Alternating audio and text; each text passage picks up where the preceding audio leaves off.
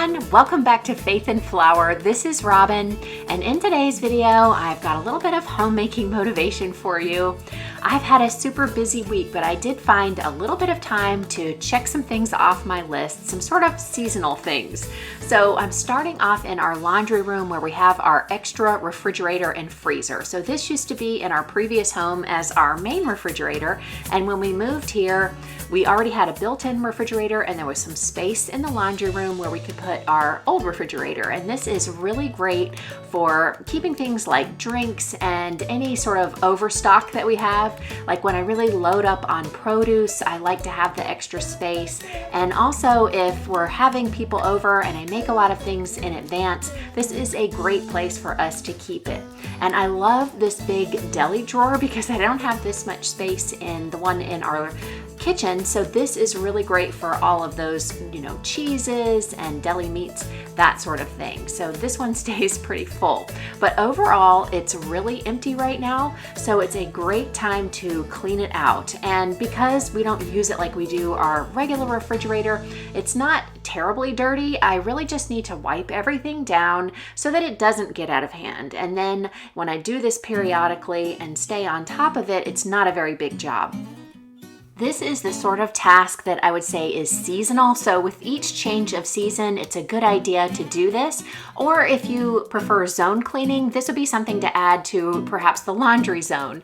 And you'll see it's not a big job because I do keep on top of it, but the ideal time to do it is when your inventory is low. And I know that I'm going to be stocking up a little bit soon at the grocery store, so I wanted to make sure I took advantage of this opportunity.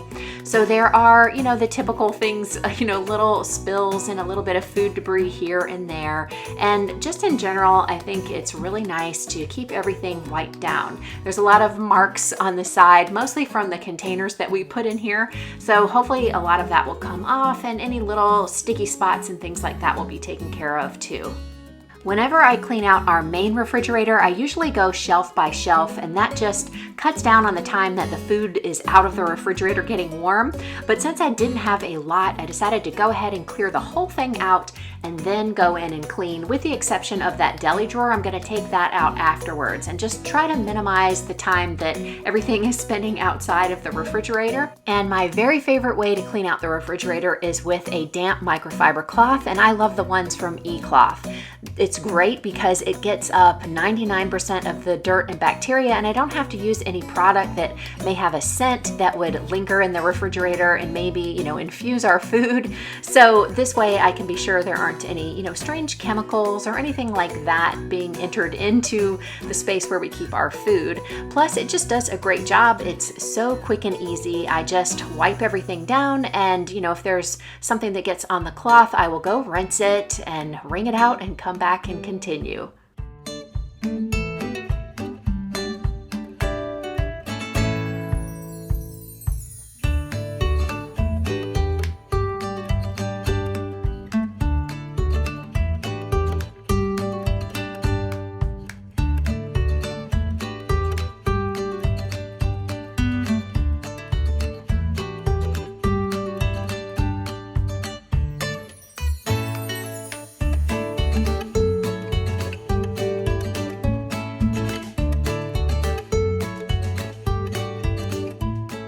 These bins on our refrigerator door do come off, and if I were doing a more deep or thorough cleaning, I would take them off. You could even wash them in the sink with some wet soapy water if there were a lot of sticky things in there, but it really just requires a wipe down today, so that's all I'm going to do. I was also debating about whether or not I wanted to remove the chalk labels in here. I really enjoyed having these when this was our main refrigerator because all of the labels kept everything in place. Everybody knew where everything went.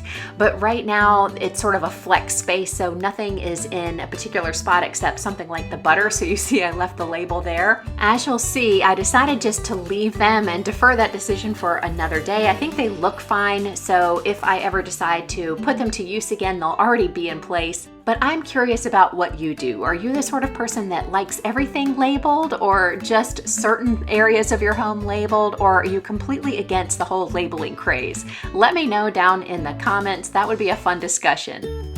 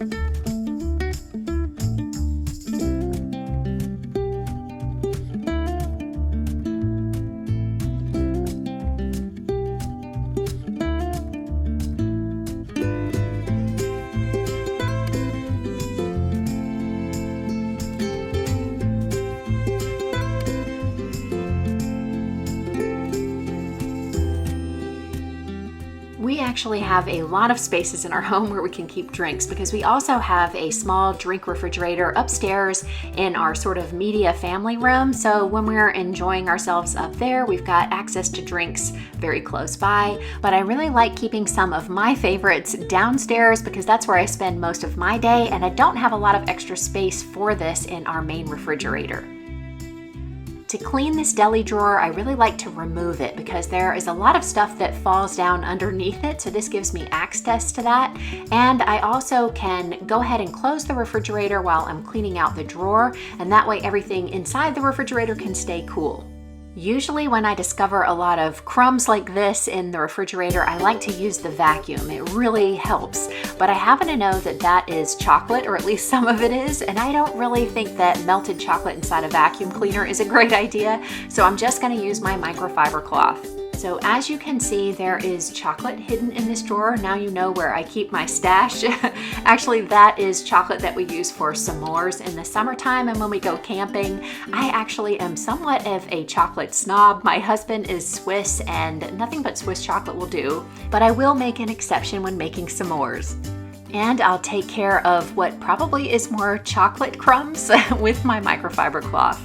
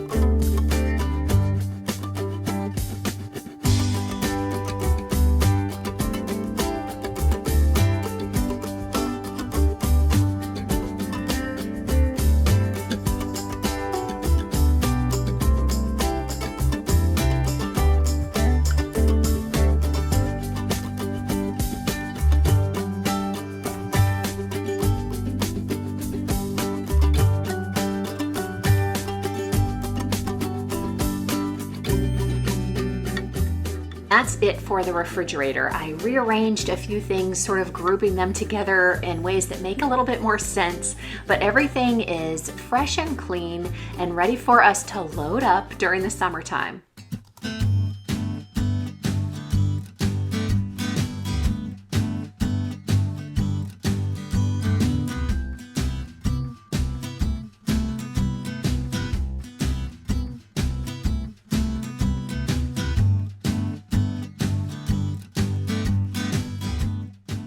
I had planned on cleaning out the freezer today as well, but it is very full, which is not ideal because we are limited with our freezer space.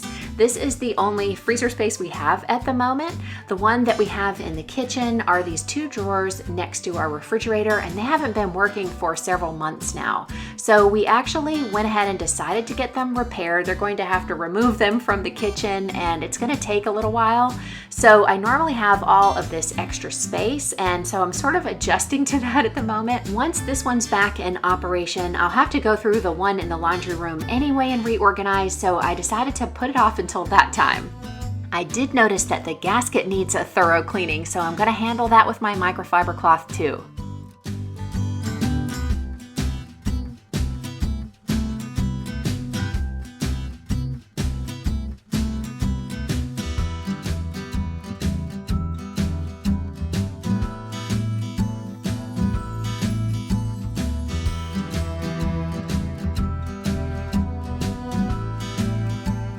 And of course, the job wouldn't be complete if I didn't handle the outside. And if you have stainless steel, you know how quickly fingerprints and smudges and smears appear on your gleaming stainless steel. So I'm going to take care of that also with my microfiber cloth from eCloth. I just make sure I use a clean one that is dampened with water and wipe it down. And then I follow with the window and polishing cloth, and that dries it to a streak-free shine. And I love that because whenever I've used a product in the past, there's a buildup that occurs over time, and that can be really hard to remove.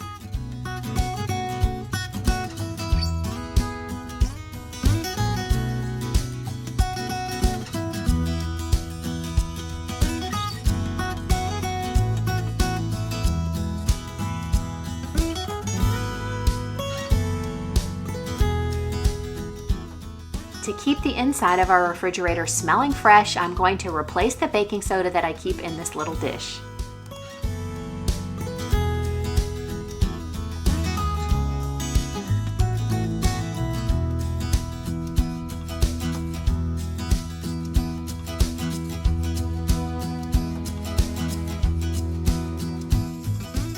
Once that job was checked off my list, I decided to take a little break. There was also a break in the rain that we've been having here in Texas. So I decided to take advantage of it and spend a little time outside checking on the progress of all of our plants.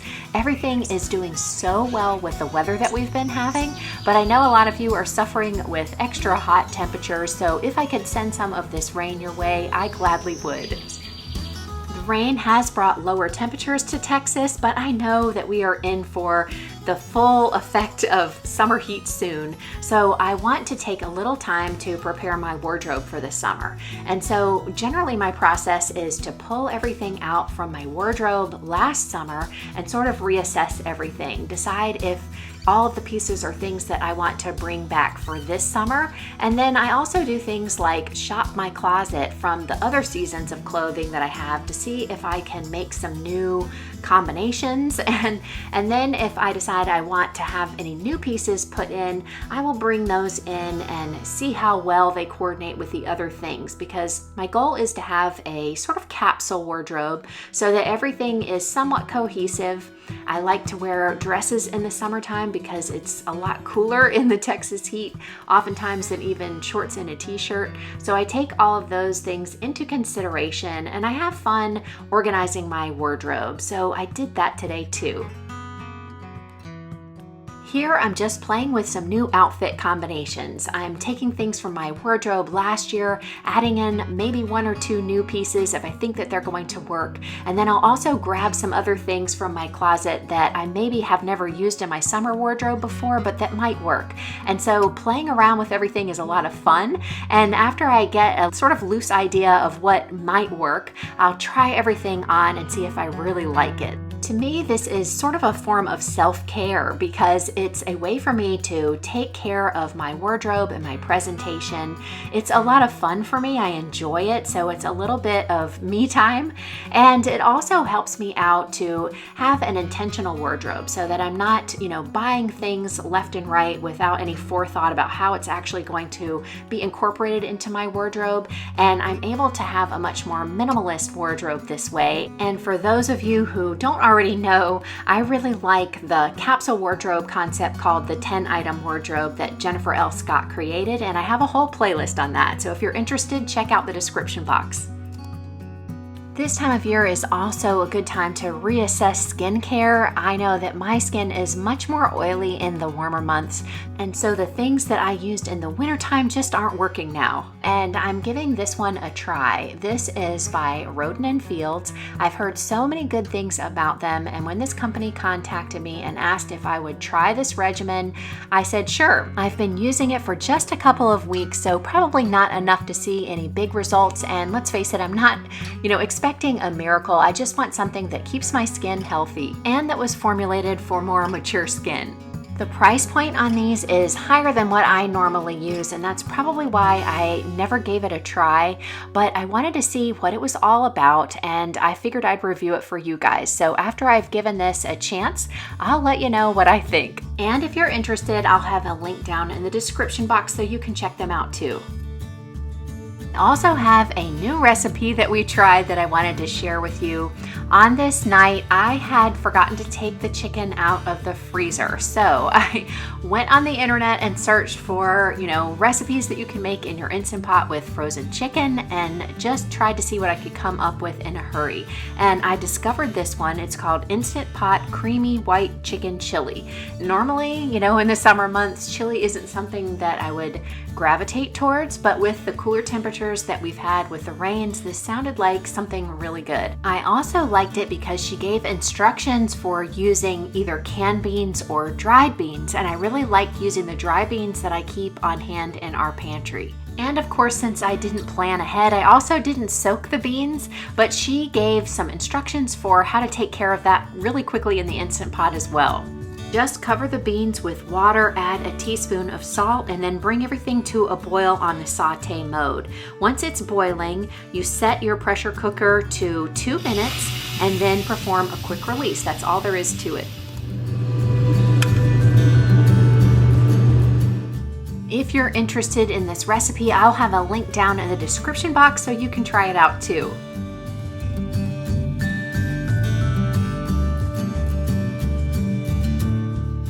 This recipe was great because it's all made in the Instant Pot, so I'm not dirtying up a lot of other pots and pans, which is a real plus when I'm in a hurry. I like that I can use my frozen chicken without a problem, and all of the other ingredients are things that I keep on stock in our pantry, so it was easy to pull those things out and throw this recipe together. And if you're not a fan of chili in the summertime, there are loads of other recipes that you can find that use the Instant Pot, and the great thing about that is it doesn't heat up your kitchen. So you don't have to turn on the stove or warm up your house with the oven. You can have recipes like this in no time in your Instant Pot with minimal effort, minimal cleanup, and minimal heat. Start by sauteing the onions in the Instant Pot and adding a little bit of garlic once they are translucent. Next, stir in some chicken broth, and I just pour in the water, and then I add a couple teaspoons of this Better Than Bouillon roasted chicken base. It's just really easy. I can keep that concentrate in my refrigerator and add as much or as little water as I need broth. And then I add the chicken, the beans, and a can of green chilies. The last thing to go in is the spices, and it's just some chili powder, cumin, black pepper, and salt. Everything cooks together in the Instant Pot for 20 minutes, and when it's ready, I take the chicken out and put it in my stand mixer to shred. So I'm stretching my chicken a little in this recipe, using less than what the recipe calls for, and I find if I shred it a little bit more fine this way, it does the trick. Return the chicken to the Instant Pot and then add in a roux that you make with some butter and flour. And I used brown rice flour since we eat gluten-free. It worked great. It thickened up everything in no time. And then I poured in the milk and a little bit of lime juice. And I did all of this while the Instant Pot was on saute mode to keep it at a boil. And it was beautifully thick and delicious in no time. I think that this would be super appealing if you had a little cilantro or avocado, cheese, anything like that to add to the top. Ours looked really plain, but it was packed with flavor and my family loved it. So if you're looking for a white chili recipe, I recommend this one. I hope you found some homemaking inspiration and cleaning motivation in today's video. If you enjoyed it, be sure to give me a thumbs up. And if you're new here, don't leave without subscribing. It's absolutely free and easy. All you have to do is click on my picture. Thanks for spending time with me. I look forward to seeing you in the comments, and I'll see you in the next video. Until then, have a wonderful week.